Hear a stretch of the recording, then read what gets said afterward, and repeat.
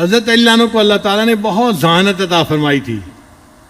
خاص طور پر آپ کے جو فیصلے ہوا کرتے تھے وہ بہت زیادہ جامع اور مدلل ہوتے تھے. حضرت عمر رضی اللہ عنہ بھی آپ کے فیصلوں کا بڑا احترام فرمایا کرتے تھے. ایک مرتبہ ایک عورت کے اوپر زنا کا الزام تھا.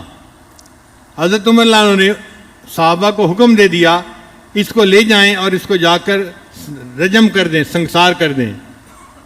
تو صحابہ اس کو لے کے جا رہے تھے، ادھر سے حضرت علی عنہ آ گئے. انہوں نے اس عورت سے پوچھا کہ کیا ہے.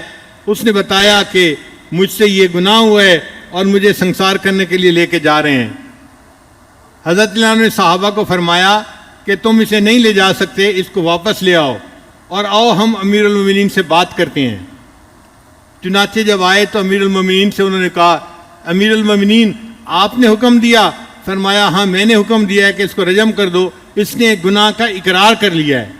حضرت علی عنہ نے فرمایا امیر المومنین آپ اس کو رجم کا حکم اس لیے نہیں دے سکتے کہ یہ عورت حاملہ ہے اور عورت جب تک حاملہ ہو اس کو رجم نہیں کیا جا سکتا. اگر عورت کو رجم کیا جائے گا تو جو بچہ پیٹ میں پرورش پا رہا ہے وہ ویسے ہی مر جائے گا.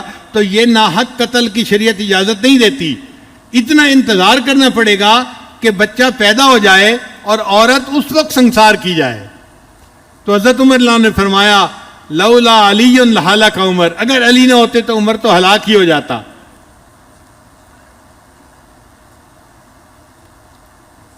تو حضرت علی عنہ عدالت کے معاملے میں، قضاء کے معاملے میں سب صحابہ سے بلند درجہ رکھتے تھے.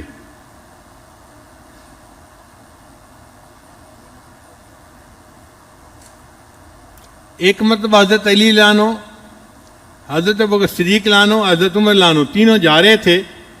ایک طرف حضرت ابوبکر صدیق تھے اور دوسری طرف حضرت عمر رضی اللہ عنہ تھے. ان دونوں حضرات کے قد ذرا لمبے تھے اور درمیان میں حضرت علی رضی اللہ عنہ چل رہے تھے اور حضرت علی رضی اللہ عنہ کا قد تھوڑا چھوٹا تھا. جسم کے مضبوط تھے، ٹھوس تھے، بہت طاقتور تھے، مگر قد اتنا بڑا نہیں تھا. تو درمیان میں حضرت علی رضی اللہ عنہ چل رہے تھے. حضرت علی عنہ کو مذاق سوجا.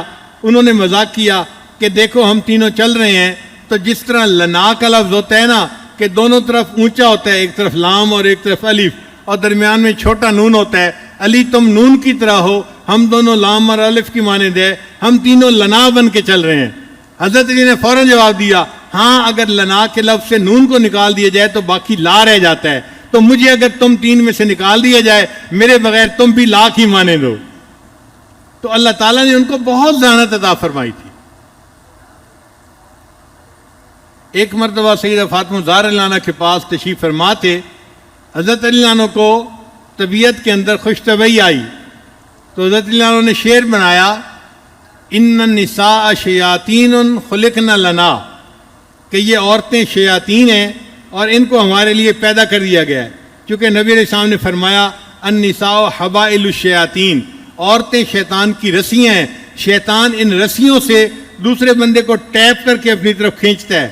انہوں نے اس پہ شعر بنایا ان النساء شیاطین خلقن لنا نعوذ باللہ من شر الشیاطین، ہم اللہ کی پناہ مانگتے ہیں ان شیاطین کے شر سے. اب وہ بھی خاتون جنت تھیں، اللہ تعالیٰ نے بھی ان کو علم و عرفان عطا فرمایا تھا. انہوں نے فوراً اس شعر کو بدل کے یوں پڑھا ان النساء ریاحین خلقن لکم، کہ یہ عورتیں خوشبوئیں ہیں، ان کو اللہ نے تمہارے لیے پیدا کیا ہے. وَكُلُّكُمْ تَشْتَهِي شَمُّ الرَّيَاحِينِ، اور ہر بندہ تم میں سے ان خوشبوؤں کو سونگنے کے لیے ترستا پھرتا ہے.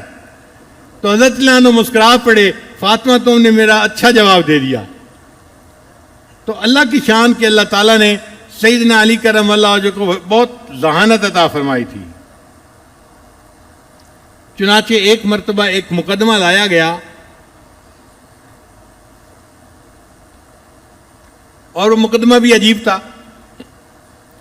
دو بندے تھے، مسافر تھے، سفر پہ چل رہے تھے. کھانے کا وقت ہوا تو ایک نے اپنی 5 روٹیاں نکالیں اور دوسرے بندے نے اپنی 8 روٹیاں نکالیں اور مل کے کھانے لگے. ایک تیسرا آدمی بھی شامل ہو گیا. سب نے کھانا کھایا. کھانا کھانے کے بعد جو تیسرا بندہ تھا اس نے 8 دینار دیے روٹیوں کے بدلے میں. اب جس کی 5 روٹیاں تھیں وہ کہتا تھا کہ 5 دینار میں لیتا ہوں, اور جس کی 3 روٹیاں ہیں وہ 3 دینار لے لے. مگر 3 دینار والا جھگڑا کر رہا تھا, نہیں مجھے زیادہ چاہیے. اب یہ مقدمہ حضرت علی عنہ کے پاس آیا. حضرت علی عنہ نے اس 3 والے کو فرمایا, بھائی یہ تمہیں 3 دینار دے رہا ہے, تم لے لو, تمہارا اس میں فائدہ ہے. اس نے کہا نہیں جی نہیں, مجھے تو عدل انصاف چاہیے, اپنا حصہ چاہیے.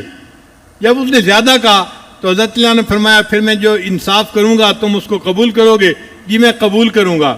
حضرت نے فرمایا اچھا, جس کی 5 روٹیاں تھیں اس کو 7 دینار دے دیے جائیں, اور جس کی 3 روٹیاں تھیں اس کو 1 دینار دیا جائے.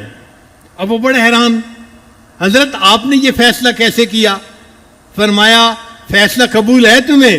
اس نے کہا جی مجھے قبول ہے. فرمایا ہاں میں تمہیں لاجک بتا دیتا ہوں. لاجک یہ ہے, ایک کے پاس 5 روٹیاں تھیں, ایک کے پاس 3 روٹیاں تھیں. اب اس کو 3 بندوں نے برابر برابر کھایا. ہم یہی گمان کر سکتے ہیں کہ تینوں نے برابر کھایا ہوگا, اور اس کا کوئی طریقہ نہیں. تو کس نے کتنا کھایا؟ ہم یہ کہہ سکتے ہیں کہ 8 روٹیاں بنی اور 3 بندے تھے تو 24 ٹکڑے بنے, تو ہر ایک نے 8 ٹکڑے کھائے. اب جس کی 3 روٹیاں تھیں اس کے 9 ٹکڑے بنتے ہیں, اور اس نے 8 ٹکڑے تو اپنے کھائے اور 1 ٹکڑا فالتو دوسرے بندے نے کھایا. اور جس کی 5 روٹیاں تھیں اس کے 15 ٹکڑے بنے, 5 تیے 15, اس میں سے 8 اس نے کھائے اور 7 ٹکڑے دوسرے نے کھائے. لہذا میں نے فیصلہ یہ کیا کہ 7 دینار اس کو دے دیے جائیں اور 1 دینار اس کو دے دیا جائے.